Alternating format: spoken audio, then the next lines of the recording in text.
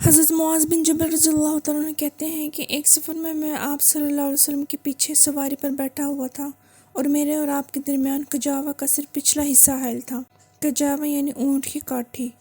آپ صلی اللہ علیہ وسلم نے فرمایا کہ اے معاذ بن جبل، میں نے کہا حضور غلام حاضر ہے، فرمائیے۔ آپ نے تھوڑی دیر کے لیے خاموشی اختیار کی، پھر کچھ دور چلنے کے بعد پھر پکارا، اے معاذ بن جبل۔ میں نے وہی لفظ دہرائے جو پہلی بار کہے تھے، لیکن آپ صلی اللہ علیہ وسلم نے اس بار کوئی جواب نہیں دیا۔ پھر کچھ دور چلنے کے بعد آپ صلی اللہ علیہ وسلم نے پکارا، اے معاذ بن جبل۔ میں نے عرض کیا، حضور غلام حاضر ہے، ارشاد فرمائیے۔ تب آپ صلی اللہ علیہ وسلم نے فرمایا کہ تم جانتے ہو کہ اللہ کا حق بندوں پر کیا ہے؟ میں نے عرض کیا، اللہ اور اس کے رسول ہی بہترین علم رکھتے ہیں۔ آپ صلی اللہ علیہ وسلم نے فرمایا کہ اللہ کا حق بندوں پر یہ ہے کہ وہ اس کی بندگی کرے اور بندگی میں کسی غیر کو ذرا سا بھی شریک نہ بنائے۔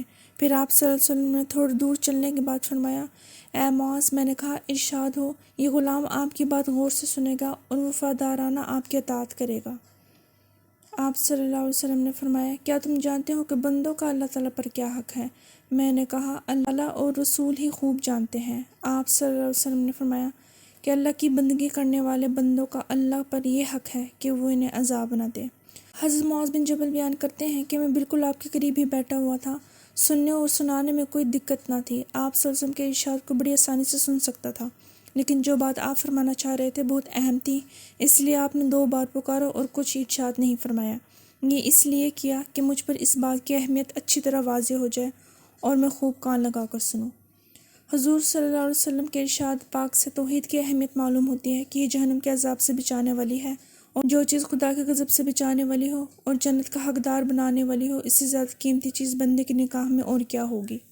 حضرت انس سے روایت ہے کہ نبی کریم صلی اللہ علیہ وسلم نے جب بھی خطبہ دیا، اس میں یہ ضرور فرمایا کہ جس کے اندر امانت نہیں، اس کے اندر ایمان نہیں، اور جس کو عہد کا پاس نہیں، اس کے پاس دین نہیں ہے۔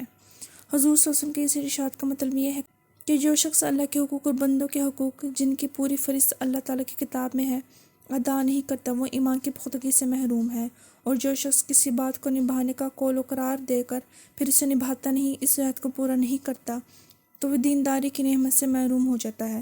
جس کے دل میں ایمان کی جڑیں مضبوطی سے جمی ہوتی ہیں، وہ تمام حقوق کی ادائیگی میں امین ہوتے ہیں، کسی کے حق کا ادائیگی میں وہ خیانت نہیں کرتے۔ اس طرح وہ آدمی جس کے اندر دینداری ہوگی، وہ عہد کو مرتے دم تک نبھائے گا۔ یاد رہے کہ سب سے بڑا حق اللہ کا ہے، اس کے رسول صلی اللہ علیہ وسلم کا ہے، اس کی بھیجی ہوئی کتاب کا ہے، اور سب سے بڑا عہد وہ ہے جو آدمی اپنے خدا سے اور اس کے بھیجے ہوئے نبی سے اور نبی کے لائے ہوئے دین سے کرتا ہے۔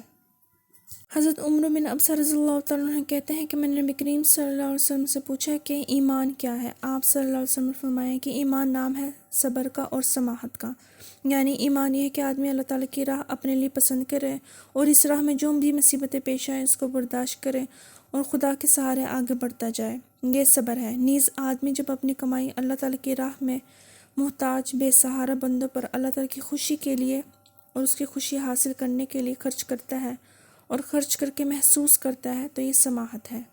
حضور صلی اللہ علیہ وسلم نے ارشاد فرمایا کہ جس نے اللہ تعالیٰ کے لیے دوستی کی اور اللہ کے لیے دشمنی کی اور اللہ کے لیے دیا اور اللہ کے لیے روک کے رکھا، اس نے اپنے دین کو مکمل کر لی۔ مطلب یہ ہے کہ آدمی اپنی تربیت کرتے کرتے اس حال کو پہنچ جاتا ہے کہ وہ جس سے جڑتا ہے اور جس سے کرتا ہے، اللہ تعالیٰ کی خاطر ہی جڑتا اور کرتا ہے، اور اللہ تعالیٰ کی خوشی حاصل کرنے کے لیے اس سے جڑتا ہے اور کرتا ہے، اور دین کی خاطر کسی سے محبت کرتا ہے اور کسی سے نفرت۔ اس کی محبت اور نفرت اپنی کسی ذاتی غرض سے اور دنیاوی مفاد کے لیے نہیں ہوتی، بلکہ وہ صرف اللہ تعالیٰ کے لیے اور اس کے دین کے لیے ہوتی ہے۔ جب آدمی کی یہ حالت ہو جائے، تب سمجھو کہ اس کا ایمان مکمل ہوا۔